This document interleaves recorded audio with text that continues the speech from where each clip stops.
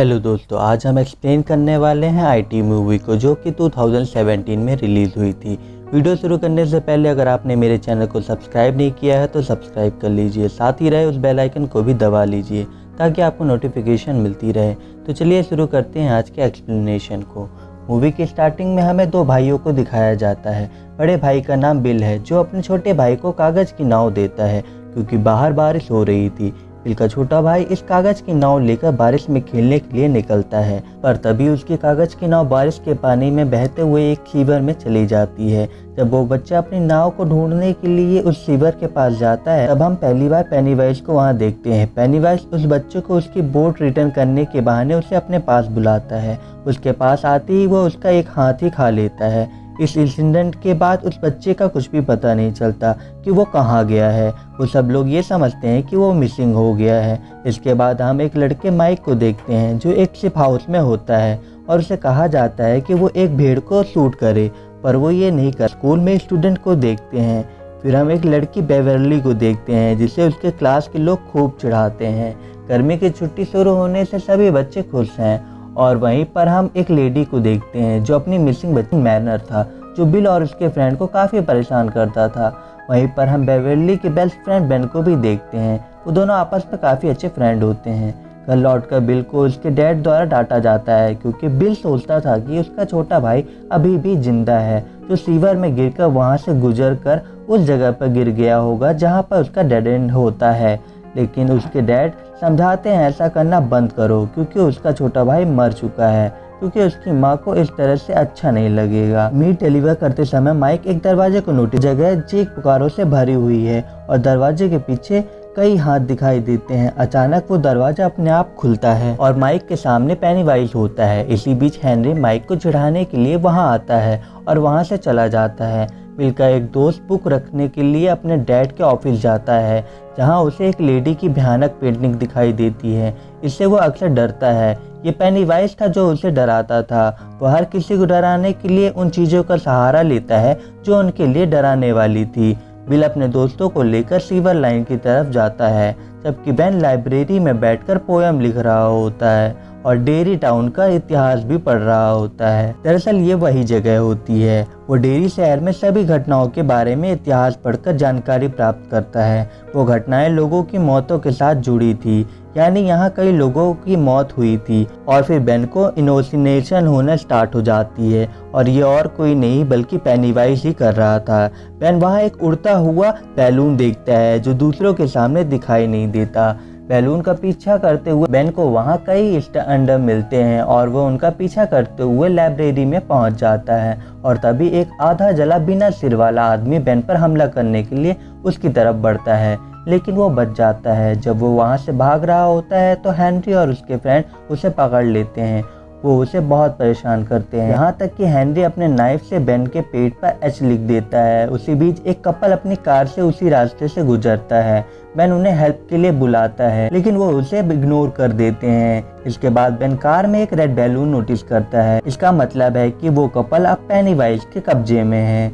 किसी भी तरह बेन अपनी जान बचाते हुए वहाँ से भाग जाता है। वो बैड बॉय उसका पीछा करते हैं। दूसरी तरफ बिल अपने दोस्तों के साथ उस शहर की सीवर लाइन पर अपने छोटे भाई को ढूंढ रहा होता है। वह इंजर्ड बेन वहां आ जाता है। वहीं बिल का एक फ्रेंड बिल के भाई को ढूंढते हुए अंदर चला जाता है और वहां उसे बहुत सारे घोस्ट नजर आते हैं और सॉल्स भी नजर आते हैं और पेनीवाइज उसे मार डालता है। बिल और उसके बाकी फ्रेंड बेन के लिए बैंडेज इक्विपमेंट ले रहे होते हैं पर उनके पास पैसे कम होते हैं। उसी मार्केट में बेवर्ली भी होती है जो मेडिसिन लेने में उनकी हेल्प करती है। फिर ये लोग बेवर्ली को अपने साथ तालाब में आने के लिए इनवाइट करते हैं। बेवर्ली जब घर पहुंचती है तो उसके डैड हमेशा की तरह उसके साथ अजीब बिहेव करते हैं। बेवर्ली अपने डैड के बिहेवियर से काफ़ी अपसेट रहती थी। इस बार तो वो इतनी दुखी होती है कि वो अपने बाल काट लेती है। फिर वो सब फ्रेंड और बेवर्ली तालाब पर काफ़ी एंजॉय करते हैं। ये सब फ्रेंड मिलकर बेन के घर जाते हैं और वहाँ पर उसका डेरी टाउन से रिलेटेड हिस्ट्री कलेक्शन देखते हैं। बेन उन्हें बताता है कि जो लोग इस सिटी में रहा करते थे एक एक करके वो वहाँ से गायब होते रहे, लेकिन अजीब बात तो ये है कि लोगों के गायब होने का कोई भी रीज़न उनके डेड बॉडी या कोई भी निशान नहीं मिला।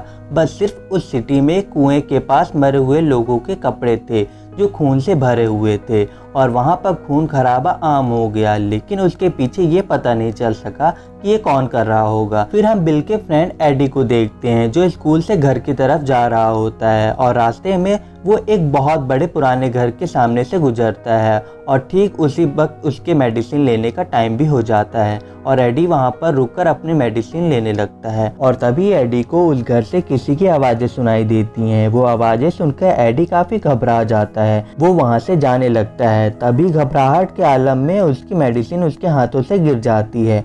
एडी जब अपनी मेडिसिन उठा रहा होता है तभी वहाँ पर एक बदसूरत काफ़ी गंदा और बीमार आदमी आकर उसे डराता है और उसे डराते डराते वो उस पुराने घर की तरफ ले जा रहा होता है, लेकिन एडी भागकर उस घर के पीछे चला जाता है। एडी को वहाँ पर पेनीवाइज नजर आता है। एडी वहाँ से भाग जाता है। बेवर्ली जब घर आती है तब उसे एक पोइट्री कार्ड मिलता है। इसे पढ़ने के लिए वो वॉशरूम में जाती है। बेवर्ली जब वो पोइट्री पढ़ रही होती है तब उसे वॉशिंग से बच्चों की आवाज़ सुनाई देती है। बेवर्ली जब मेजरिंग टेप को अंदर डालकर बाहर निकालती है तब वो खून से भरा हुआ वापस आता है और उसमें इंसानी बाल भी लगे होते हैं जो बेवर्ली की पूरी बॉडी से लिपट जाते हैं और उसे अपने अंदर की तरफ खींचने लगते हैं। इसके बाद वॉशिंग से वो सारा खून तेजी से बाहर निकलता है और पूरा वॉशरूम और बेवर्ली खून से भर जाते हैं। बेवर्ली के रोने की आवाज़ सुनकर उसके फादर भी वहाँ पर आ जाते हैं, लेकिन वो ऐसा रिएक्ट करते हैं जैसे वहाँ पर कुछ भी नहीं हुआ। बिल जो कि अपने छोटे भाई को काफ़ी मिस कर रहा होता है, लेकिन तभी वहाँ पर उसे किसी के होने का एहसास होता है और वहीं पर उसे किसी के पाँव के निशान भी मिलते हैं। और जब वो उन पैरों के निशान के पीछे जाता है और तभी उसे उसका छोटा भाई नज़र आता है। वो उसे बेसमेंट में ले जाता है। पहले बिल का छोटा भाई उसे इमोशनली ब्लैकमेल करता है और फिर देखते ही देखते एक शैतान में तब्दील हो जाता है और तभी वहाँ पर पेनीवाइज आ जाता है जो बिल पर अटैक कर देता है, लेकिन ठीक वक्त पर बिल अपनी जान बचाकर वहाँ से भाग जाता है।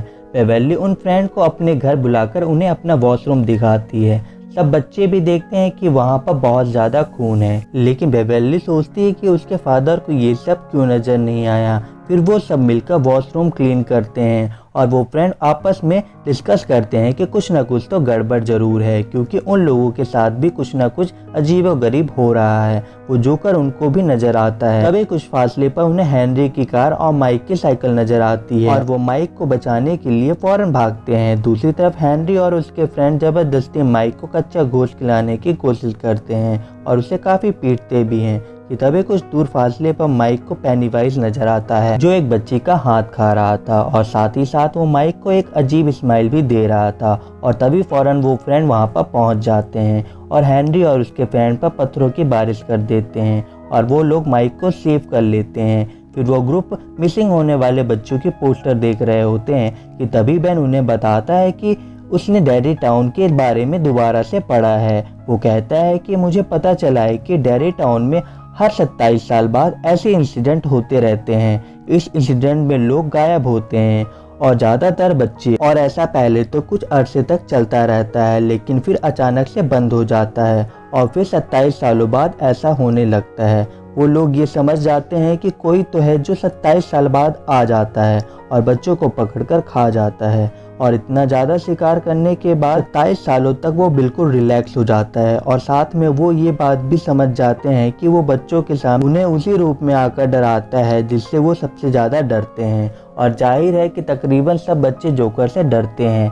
बिल सबको अपने घर ले जाता है और उन्हें डेरी टाउन का मैप, वो बच्चे फ़ौरन ये समझ जाते हैं कि पेनीवाइज वहीं पर रहता है, उसी पुराने घर के कुएं में। एडी इन बातों से काफ़ी डर जाता है और वो सब कुछ बंद करने के लिए कहता है, लेकिन अचानक से प्रोजेक्ट अपने आप ऑन हो जाता है और पिक्चर खुद ब खुद चेंज होने लगती हैं। ये देखकर वो लोग काफ़ी घबरा जाते हैं, काफ़ी डर भी जाते हैं और तब इन पिक्चर्स में बिल के छोटे भाई की पिक्चर भी आती है और तभी फ़ौरन पेनीवाइज भी एक पिक्चर की सूरत में उनके सामने आता है और तभी पेनीवाइज फोटो से निकलकर उन बच्चों को डराता है। वो सारे बच्चे काफ़ी डर जाते हैं, लेकिन बिल डिसाइड करता है कि वो पुरानी खंडर वाले कुएं में जाएंगे और पेनीवाइज का मुकाबला करेंगे। वो सब बच्चे बिल की बात मानकर उसके पीछे पीछे उस घर में जाते हैं। बिल कहता है कि हमें उसका मुकाबला करते हुए उसे रोकना चाहिए, वरना ये सिलसिला ऐसे ही चलता रहेगा और हो सकता है कि नेक्स्ट उनमें से कोई हो जो मिसिंग हो जाए और जोकर का शिकार बन जाए। और जब वो लोग अंदर जाते हैं तो पेनीवाइज उन्हें विजन दिखाता है और एक दूसरे से अलग कर देता है। एडी फिर से उस क्रीपी आदमी से डरकर ऊपर से नीचे गिर जाता है और काफी इंजर्ड हो जाता है। फ्रेंड्स में बिल का फ्रेंड रिची एक रूम में बंद हो जाता है और वहाँ पर बहुत सारे जोकर थे और तभी वहाँ पर पेनीवाइज आ जाता है। इससे पहले कि वो रिची को कोई नुकसान पहुँचाता, बिल्कुल ठीक समय पर बिल दरवाजा खोलकर उसे बचा लेता है और फिर पेनीवाइज एडी के पास जाता है। लेकिन इससे पहले कि पेनीवाइज एडी को डराकर मार देता, बिल और रिची वहां पर पहुंच जाते हैं और पेनीवाइज उन दोनों पर ही अटैक कर देता है और तभी बेवेली एक लोहे के रॉड को पेनीवाइज के सर में दे मारती है, जिससे वो जख्मी हो जाता है। लेकिन इसके बावजूद भी वो बच्चों को डराने से बाज नहीं आता, उन्हें काफ़ी डराता है और अपने बड़े बड़े नाखूनों से वो बेन को जख्मी कर देता है। लेकिन वो सारे बच्चे वहाँ पर एक साथ थे और पेनीवाइज इंजर्ड था, तो वो उन्हें कोई नुकसान पहुँचाए बगैर ही वहाँ से चला जाता है। तभी बिल उसका पीछा करता है और उसे उस कुएं में जाते हुए देख लेता है और तभी वो सब बच्चे उस घर से अपनी जान बचाकर भाग जाते हैं। बिल अपने फ्रेंड्स को कहता है कि वो दोबारा से उस घर में जाएंगे, लेकिन अब वो पूरी तैयारी से जाएंगे और बड़ी बहादुरी से वो पेनीवाइज का मुकाबला करेंगे। लेकिन बेवेली के अलावा कोई भी उसकी बात मानने के लिए एग्री नहीं होता। वो कहते हैं कि वो लोग वापस वहाँ पर नहीं जाएंगे। बिल का फ्रेंड रिची जब उसे कहता है कि उसका भाई अब मर चुका है, तो बिल को इस बात पर गुस्सा आ जाता है। उन दोनों में लड़ाई हो जाती है और वो ग्रुप आपस में बिखर जाता है। बेवेली उन्हें काफ़ी समझाती है कि पेनीवाइज यही चाहता है कि वो सब एक दूसरे से अलग हो जाएं, क्योंकि उसे पता है कि अगर वो साथ रहेंगे तो वो उसका मुकाबला कर लेंगे। लेकिन बेवेली की ये बात कोई नहीं सुनता।